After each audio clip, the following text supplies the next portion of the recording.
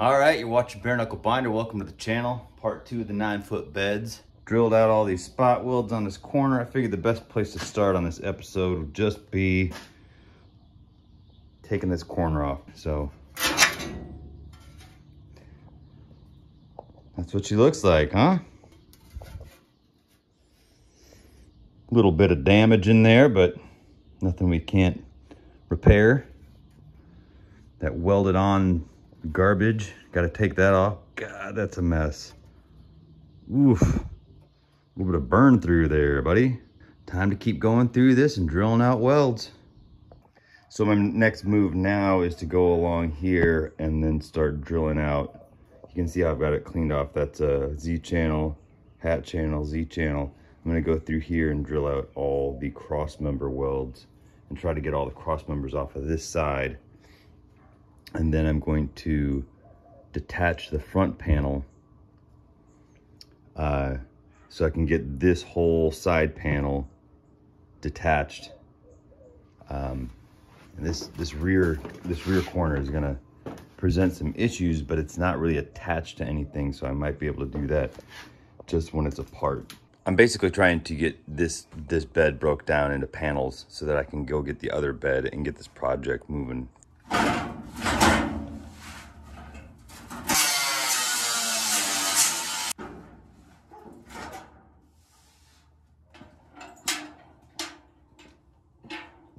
Now I've got this side started pretty well. I've got this corner all drilled out. This side is loose.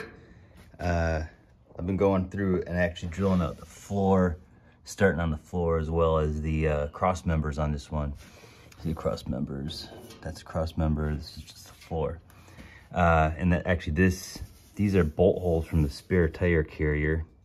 These are spot welds for the bracing for the tire carrier.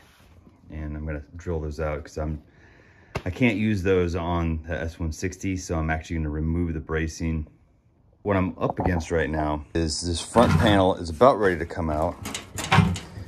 And I've got all these welds drilled out coming down to here. Now here we get into a tough spot. I've cut off a square of this angle iron. This is what my buddy Dan welded in to brace up the trailer. See, this is remainder of the old Z channel, but this was all so rusted out that it wasn't gonna ride how it was. So this was a necessity, but right now, what this is gonna end up being, you can see how the corner cap comes down through here. Now the other one I took off didn't come off as nicely. I should say also was a problem coming off. Neither of these are coming off nicely, but so this is going in here. There seems to be another spot weld right here that I need to drill out, but this is concealing whatever is under here. See this? It comes up in a corner here, and Dan welded it here. I think I cut that off, but the thing is, that's gonna be a problem. So I'm gonna fiddle with it a little longer, see what I can do, but that looks like that might be the plan of action on this one. So I finally got this apart. I was able to save somewhat of this thing for a pattern. Got it all disconnected here, and I pulled this off, and I've got to show you what I found inside here. Because I'm used to finding stuff underneath truck seats and cabs and stuff, but this is a very first thing for me.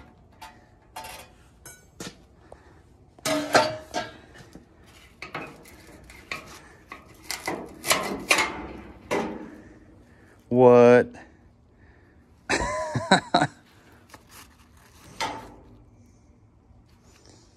All right, what a day.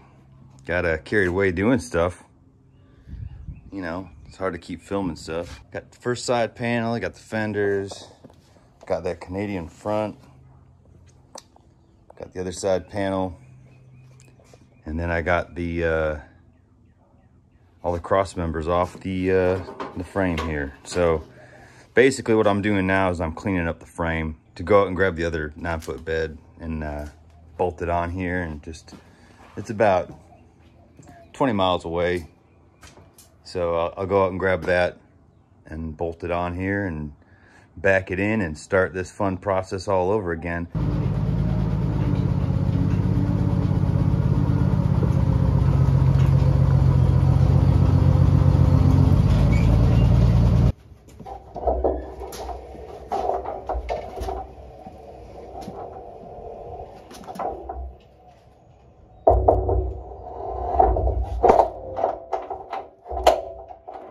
Out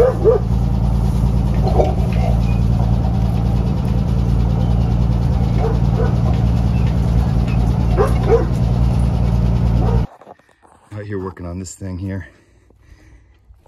I pulled it by hand all the way from over there.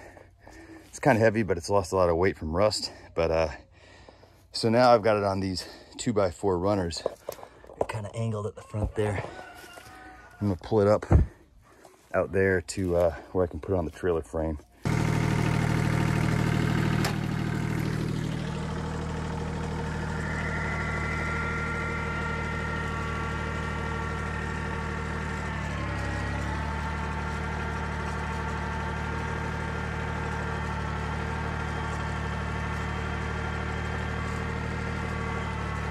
Way easier.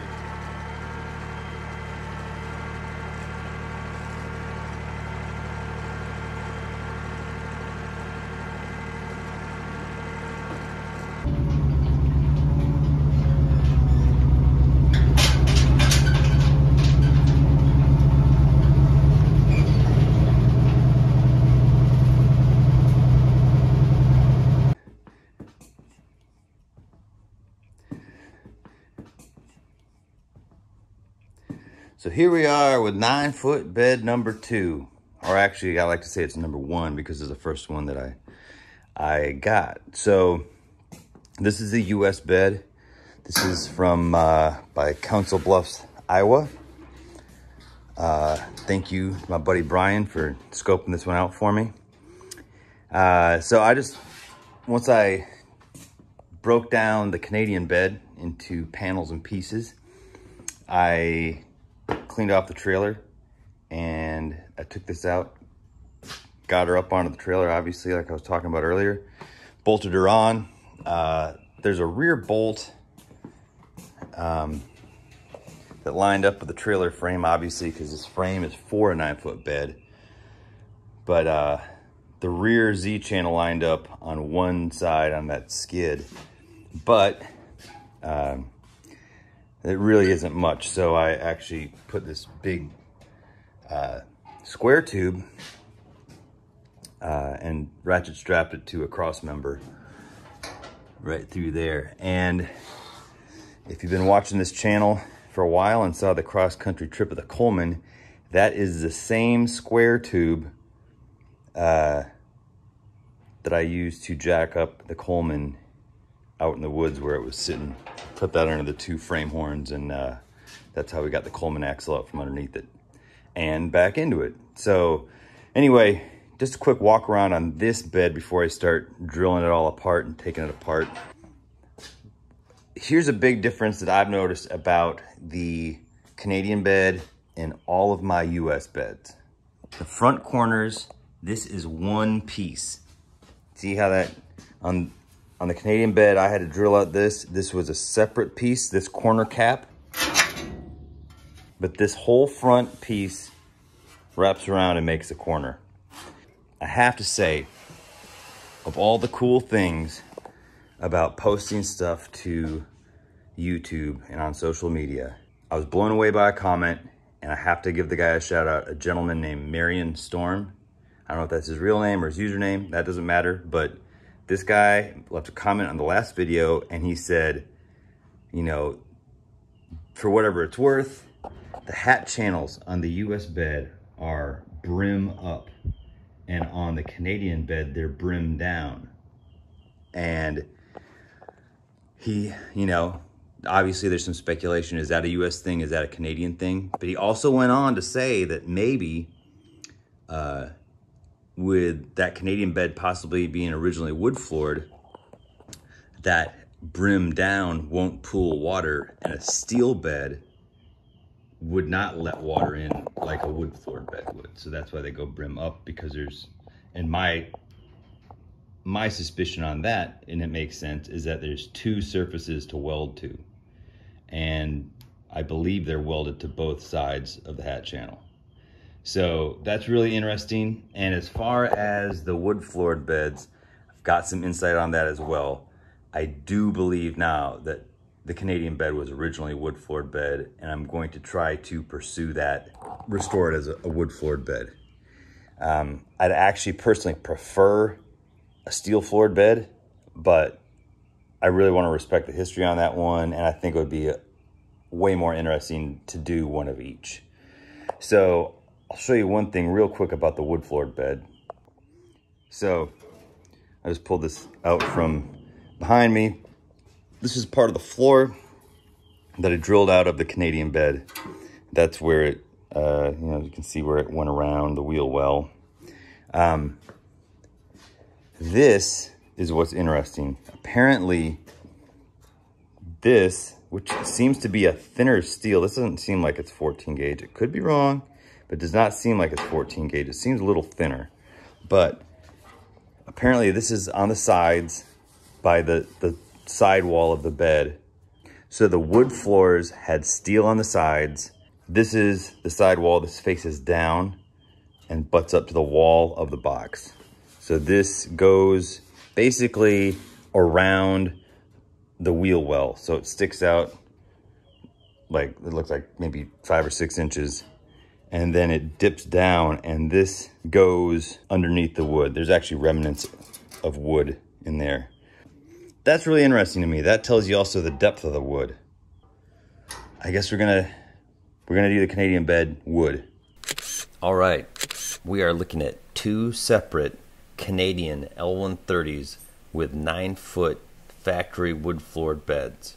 Obviously, the plywood sheet in the truck on the left is not factory, but everything else about the truck appears to be. Now, the truck on the left belongs to Rosie, who is one half of the Builder Sessions podcast out of Alberta. Super cool podcast. I recommend checking it out. I like to listen to it, and I was at one time a guest on the podcast. So the truck on the right, my buddy Dan from Ontario sent to me. He found it on a Canadian Auto Trader website. He got more information and photos from the seller.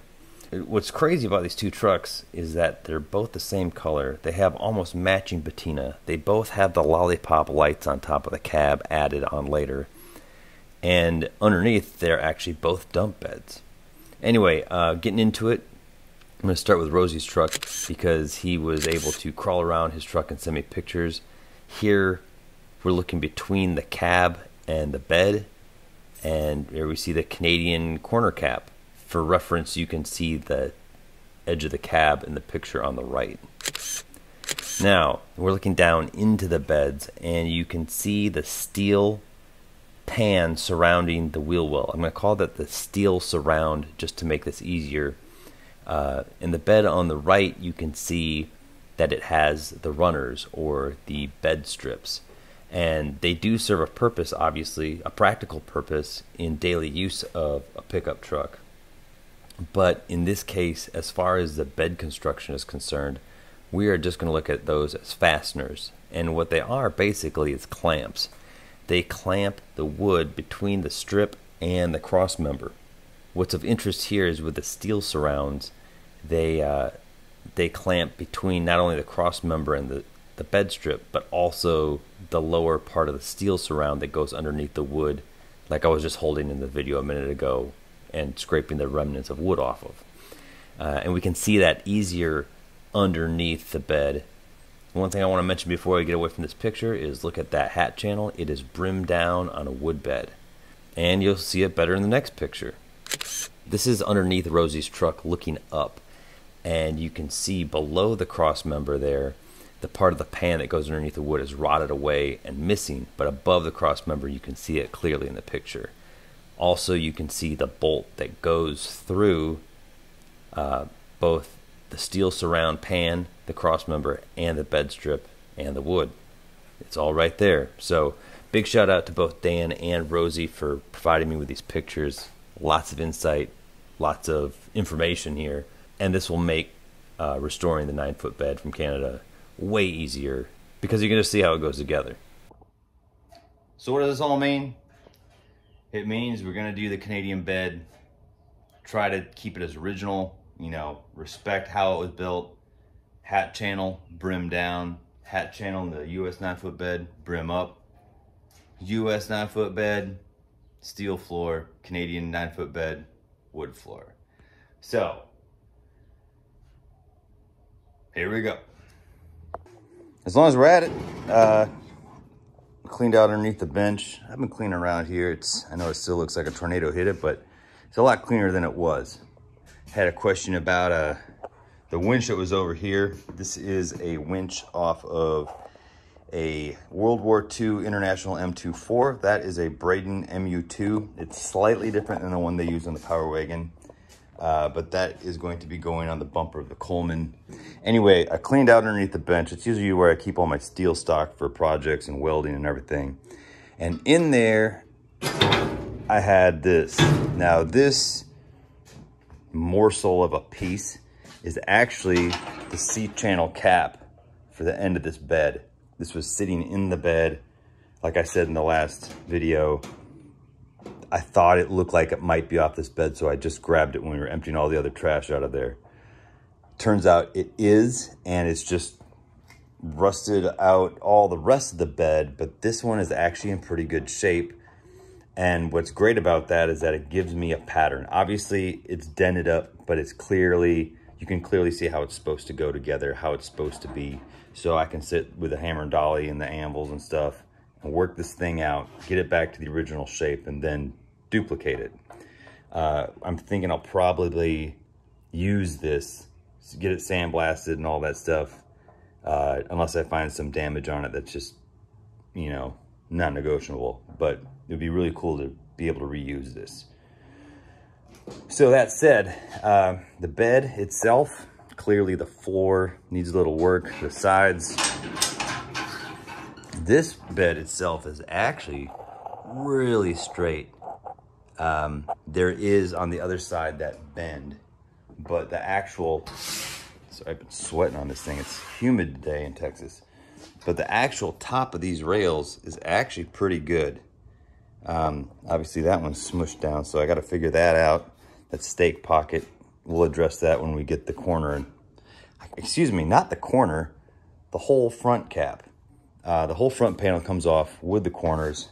The front panel's really straight too. I like that. Whew. Here, I was worried this was gonna be some work. Here, I wanted to show you something that's kind of cool. I think this is pretty cool. This front panel here with the 3 squares. Now, it shows how it pretty much is supposed to be. You can see how it's gonna be here to there, and I think I can nip that out and patch that. But I mean, that's a lot of patch in the whole bottom part of that, you know, no matter how you slice it. So I'm thinking I'm gonna slice it probably right here and go straight across in a straight line. And then I've got to, what I'm gonna need, like, how many inches is that? I'm just sussing this out right now. I don't have the tape measure out. But it's interesting because you can clearly see the Z channel here and how it connects to the bed. That's the bottom rib, that's the top of the Z channel, and it just welds up right there. Obviously this one's rusted out. There was stuff sitting in it. You know, almost every International from the 50s, they're sitting out in the wild with stuff accumulating in the bed. The front of them is gonna look like this. So I actually have something for the front of this bed that I think is gonna save a ton of time. This is actually the top of the bed of my childhood A120 4x4 that, as I don't like to talk about, I had to scrap out last year. But that also brings up a point of parts trucks. The motor from that truck is in the Coleman. Parts of that truck have gone all over. The diffs out of that truck, the front axle went to Amarillo. The rear differential is in the Coleman. The windshield went to my buddy. Like, all kinds of stuff. I still have a bunch of parts of that truck, the dash, the gauges, everything. And even the truck that the Canadian 9-foot bed is off of. That truck, the bell housing is in the Coleman, some gauges. There's so much from these trucks to save from getting scrapped. Anyway, I won't get to that right. I won't get so far into that right now, but this is off of my childhood truck. This is off the truck I learned to drive in. And when I was scrapping, I was like, hey, wait a minute. I bet I could use that on the US 9-foot bed. So obviously we worked the piss out of this truck. I'm gonna have to straighten out a lot of this dent, but let's just see if she lines up.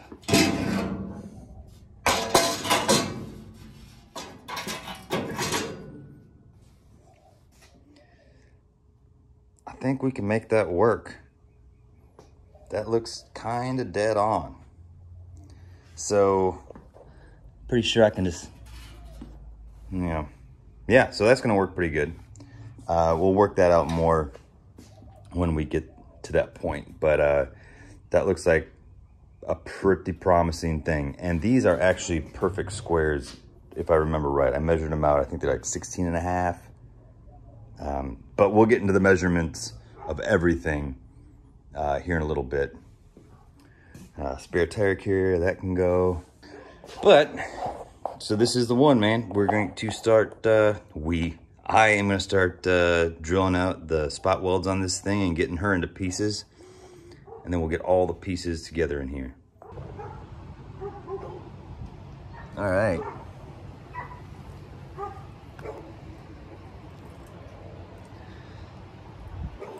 Look at all that. We got these two beds all separated out. These are all the corners. I've still got one corner on the US bed and both rear corners on the Canadian bed to take apart, but we're in a pretty good spot here. One thing I want to mention on this bed that's gonna change my plans a little bit. The inside fender well has some serious deep rust pitting. And I could take some time and form steel to this, but I think I'm going to incorporate the 8-foot bed I have sitting around that I don't have any plans on. I'm probably gonna show how an 8-foot bed and a 9-foot bed can be grafted together. So, anyway, that's one change of plans. This stuff is all just flat, that's easy to fix. So the next couple steps in the 9-foot beds is I gotta get some sheets of 14 gauge steel. I have to get my press die CAD file cut out and mounted, and then I have to start pressing out some patch panels. And it looks like probably I gotta get that 8-foot bed all cut up now, like these ones are. Now, I know that this video has been taking a lot longer than I expected to get it done. I've even had people ask if I'm all right. I am all right, but I've been buried in projects piling up. So I'm gonna show you that right now.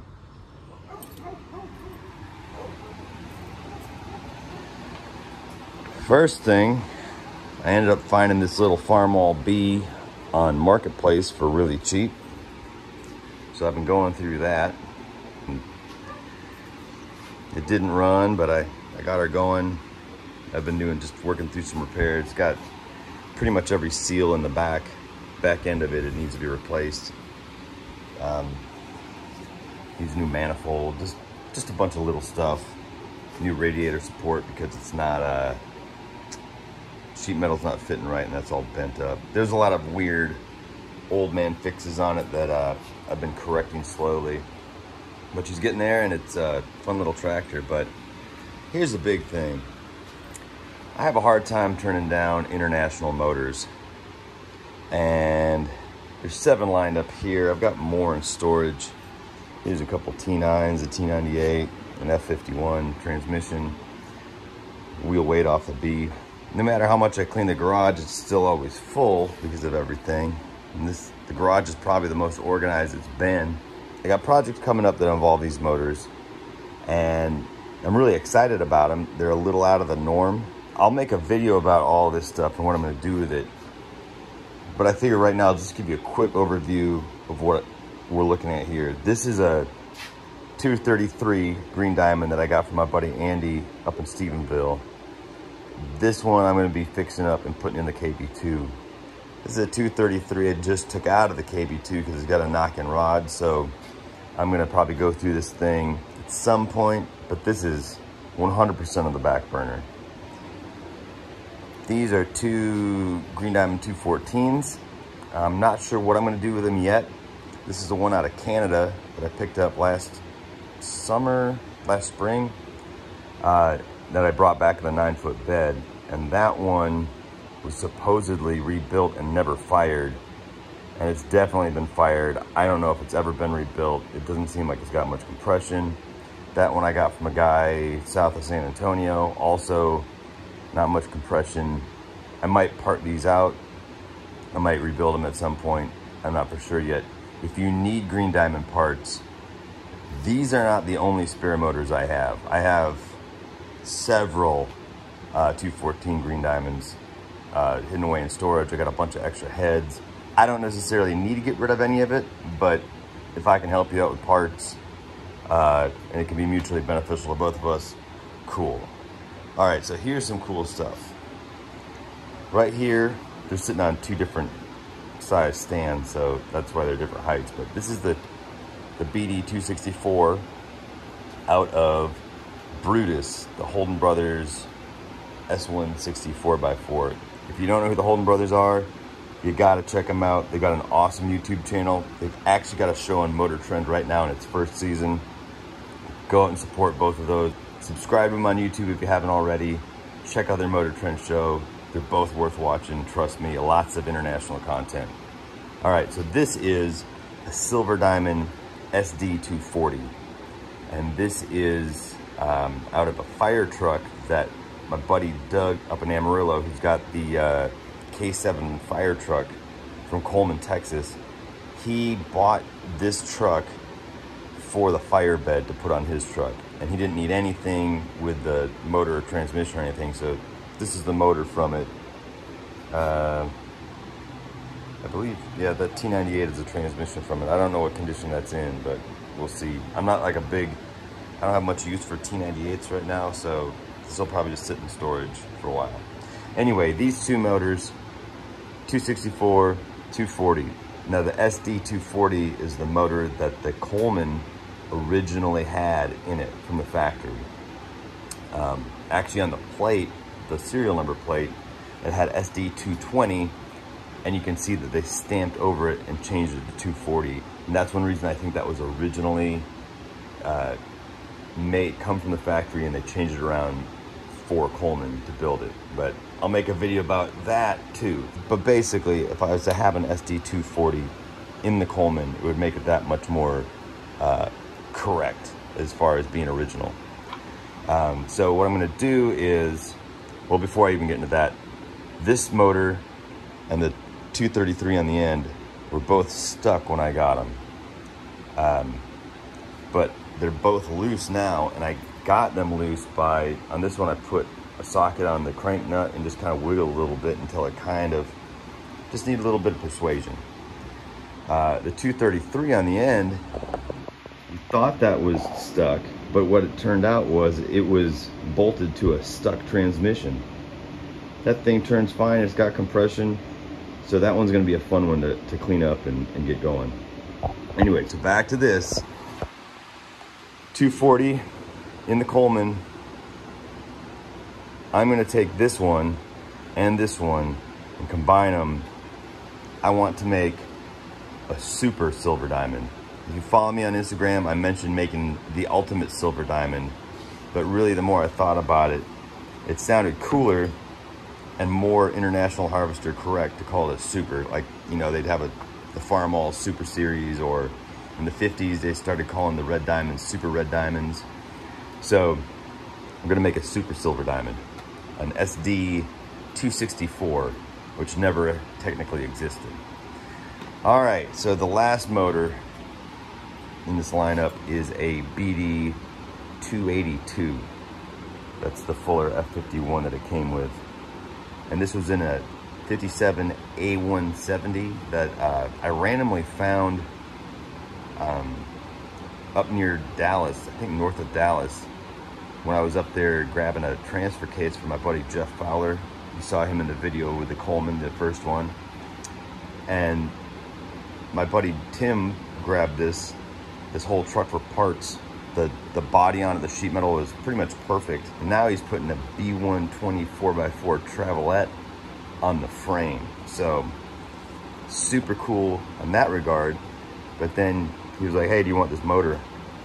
And like I said, I can't turn down an international 6-cylinder motor. It's really hard for me to do. So I grabbed the motor. Turns out the motor on the inside looks damn near new. So I am convinced that this motor will run. I just haven't fired it off yet because I figured that would make a cool YouTube video. And I actually have a plan for this. And I'm not gonna get into that yet, but if it works out, this will be a super cool project. So anyway. So the 9-foot bed project is just temporarily delayed for a little bit until I get some of this stuff cleared out of the garage and give myself some working room.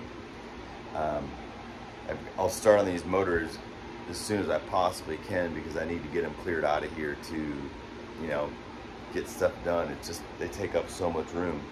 So I think there's 2 Green Diamond 214s will be going into the storage closet I've got.